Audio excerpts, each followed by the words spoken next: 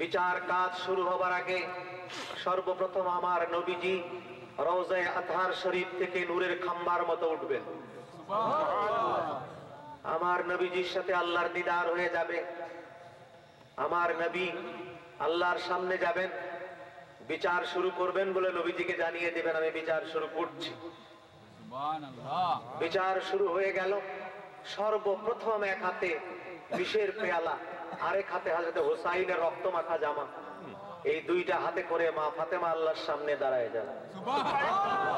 আল্লাহ আমার বিচার আগে আমি চাই। কি দোষ করেছিল আমার হাসান, কি দোষ করেছিল আমার হুসাইন? আমার হাসান আর হুসাইনের বিচার আমি আগে চাই।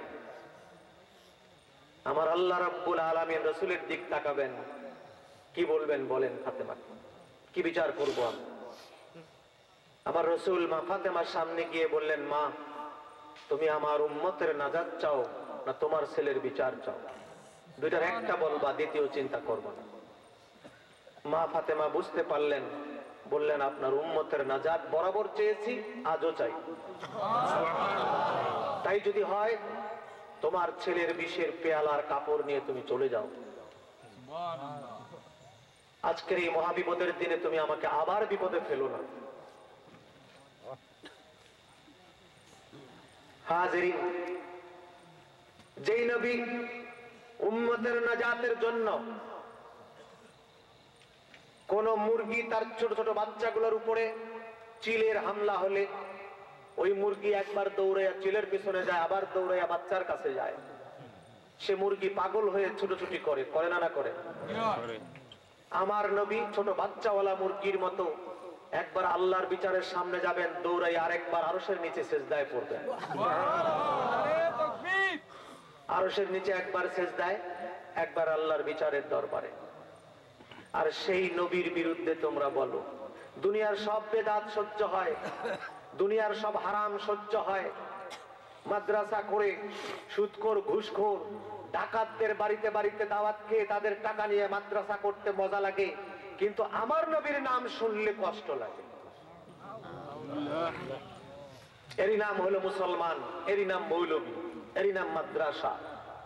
মনে রাখবেন, সিদ্দিক আকবর আবু বকর সিদ্দিক রাদিয়াল্লাহু তাআলা আনহুর খানদান, তার রুহানি সন্তানরা যেমন আমাদের মাঝে আছে, ঠিক তেমনি ইয়াজিদের রুহানি সন্তান, আব্দুল্লাহ ইবনে উবাই ইবনে সালুলের রুহানি সন্তান, আব্দুল্লাহ ইবনে সাবার রুহানি সন্তান এবং আবু জেহেলের রুহানি সন্তানরা আমাদের পাশে আছে।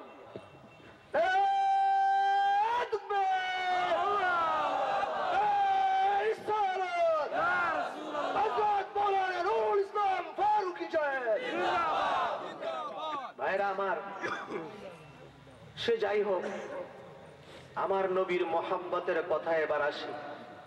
আজকে সৌদি আরবে যেখান থেকে আমার নবীর যে জায়গায় জন্ম, সুভা বিলাদত শরীফ, সেই জায়গাটাকে এতিম বানায় রাখা হয়েছে, তার উপর দিয়ে হাইওয়ে করে দেওয়া হয়েছে। সেখানে মানুষ নবীজির শুভ বিলাদত শরীফের জায়গাটুকু দুই নয়নে দেখবে। এখানে আমার নবীজি শিশু অবস্থায় মার পেট থেকে দুনিয়ায় সর্বপ্রথম পা দিয়েছেন। এই জায়গাটুকু দেখতে গেলে কুকুর যেরকম তাড়া করে, ওই সৌদির বাদশার লোকেরা, ওই মৌলবীরা, ঘোমটাওয়ালারা আমাদেরকে কুত্তার মতো তাড়া করে। নবীজি রওজা শরীফে একটু যদি রওজা শরীফের দিকে মুখ দিয়ে একটু চোখের পানি এসে ঘাট ধরে ধাক্কা মারে। সেখানে বাঙালি পাকিস্তানি দালাল মৌলবীরা আছে, সঙ্গে আছে পুলিশ, কিছু বলা যায় না, সেখানে বেইজ্জত করে ফেলে। এবার শর্ষিনা পীর সাহেবকে বলেছে তোমাদেরকে গুলি করা উচিত। এই মাজার রওজা শরীফের পাশে থেকে এক দালাল বলল যে ও শর্ষিনা পীর সাহেব গিয়েছেন হজ করতে, ওই জিয়ারত করতেছেন, একটু কাঁদতেছেন, বলে তোমাদের গুলি করা উচিত। বুঝছে যে এটা পীর সাহেব। আল্লাহর নবী রুহানি সন্তান, যে পীর ও মুর্শিদদের ওসিলায় শুধু সিলেটে কেন, সারা ভারতবর্ষের আনাচে কানাচে আল্লাহর দিন বিনা যুদ্ধে বিনা রক্তপাতে কায়েম হলো। সেই পীর সাহেবদের নাম শুনলেই ইয়াজিদের আত্মা কেঁপে ওঠে, ইয়াজিদের কষ্ট লাগে ওই পীরের নাম শুনে। হাজিরিন, কোরআন শরীফের একটি আয়াত আমি তিলাওয়াত করেছি।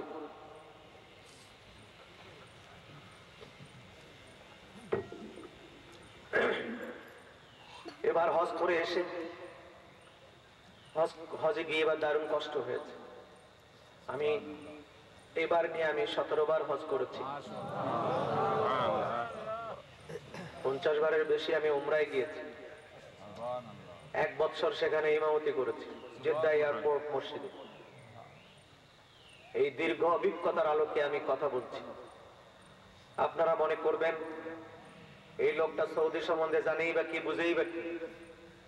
আল্লাহর পরে সৌদি আরব সম্বন্ধে বেশি জানবার কেউ থাকলে বাংলাদেশে আমি আছি, শুকর করে বলছি। কারণ আমি সৌদি আরবে গিয়ে তাদের ব্যবসায়ীদের সাথে ঘোরাফেরা করি নাই, কোন লেবারের সাথে আমার উঠা বসা নাই, ড্রাইভারের সাথে আমার উঠা বসা নাই। সৌদি আরবে এই 17 বছর চাকরি করেছি, 1 বছর 18 বছর আমার উঠা বসা আলেমদের সাথে। সুতরাং সৌদির ইসলাম সম্বন্ধে আমি বেশি জানবো না এই দেশে বসে সৌদির পয়সা যারা খায় ওরা বেশি জানবে? কারা জানবে? আমি ও দেশে ইমামতি করেছি, প্রতিনিয়ত আমার সঙ্গে কথা হতো আলেমদের। বাবাজিরা, আমি একটা গোল আলু ছিলাম, জামাতও ছিলাম না, সুন্নিও ছিলাম না, ওয়াহাবিও ছিলাম না, কোনটাই বুঝতাম না। কোন কিতাব পড়ে আমি সুন্নি হই নাই, কোন আলেম বা কোন পীর মুর্শিদের সংস্পর্শে গিয়ে আমি সুন্নি হওয়ার সুযোগ হয় নাই। আমি এক করুণ অবস্থার মধ্য দিয়ে আমি শক্ত হয়েছি। যে শক্ত কথাগুলো আপনারা শুনতেছেন, গোটা পৃথিবীর 650 কোটি মানুষ যদি একদিকে যায়, আমার কথা একা একদিকে থাকবে। এত শক্ত করেছে কে আমাকে? আমার রাসূলে পাক সাল্লাল্লাহু আলাইহি সাল্লামের স্যান্ডেল মোবারকের নকশা আমাকে এত শক্ত করেছে। ওয়াজ করবার আগে আমি শারীরিকভাবে খুব দুর্বল এবং অসুস্থ ব্যক্তি, কিন্তু আমার ভাইজান হুসাম ভাই আমাকে ফোনে এই দাওয়াতটার কথা বলেছেন। তার সম্মানার্থে কর্তৃপক্ষের বারবার টেলিফোনে যোগাযোগ, এই সব কিছু আমাকে এখানে আসতে বাধ্য করেছে। আর তা না হলে এই শারীরিক অবস্থায় আমার এত দূর সফর করবার মতো ক্ষমতা এখন আর নাই। বাবাজিরা, ওয়াজ করবার আগে এই কথাটুকু না বললেই নয়। 1989 সালে সর্বপ্রথম আমি জেদ্দায় পা রাখি। আমাকে বলা হয়েছিল হাজী সাহেবরা সেই বছর যারা হজ করবে তাদের খেদমত করার জন্য আমাকে নিয়ে যাওয়া হয়েছে প্রতিনিধি করে। কিন্তু প্রতারণার শিকার হয়ে গেলাম। একজন দুজন নয়, আমরা প্রায় 100 মানুষ এই প্রতারণার শিকার হলাম। এই 100 মানুষের মধ্যে আমার মতো আলেম প্রায় 15 জন আছে, আমার থেকে বড় আছে, বাকি সাধারণ ছেলে পেলে লেখাপড়া জাননেওয়ালা তারা এরকম আরো অনেক রয়েছে। এই 100 মানুষ এক প্রতারণার শিকার হলাম। সেখানে গিয়ে জেদ্দা এয়ারপোর্ট থেকে গাড়িতে করে আমাদেরকে একটা ভিলায় নেওয়া হলো।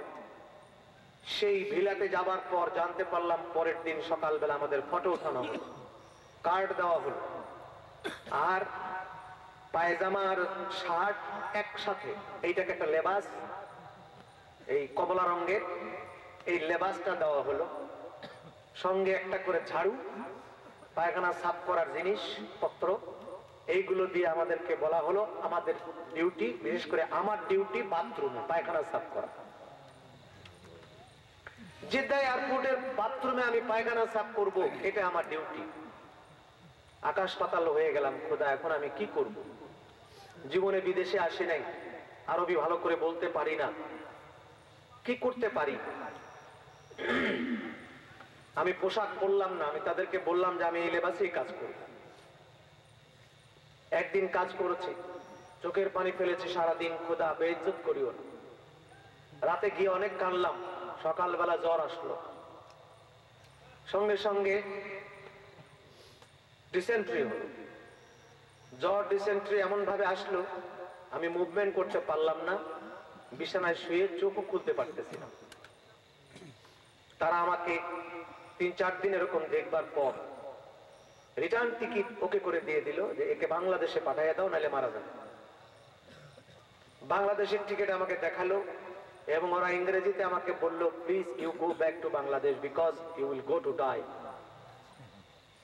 আমি চিন্তা করলাম যে আল্লাহ, যদি মরণও হয়ে যেত এর আগে, বাংলাদেশে যাবার আগে, তাও ভালো হতো।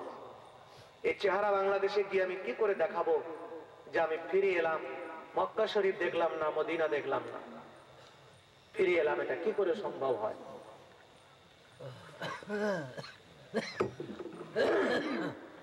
রাতের বেলা আমার বাবা আমাকে একটা কিতাব দিয়েছিল ব্যাগের মধ্যে। বাপজান বলেছিলেন যে যদি কোনো অসুবিধা হয়, বিপদে পড়ো, কিতাবটা বের করে একটু দেখে নি। এ কতটুকু বলার সুযোগ পেয়েছিলেন। কিতাবটা বের করে দেখলাম,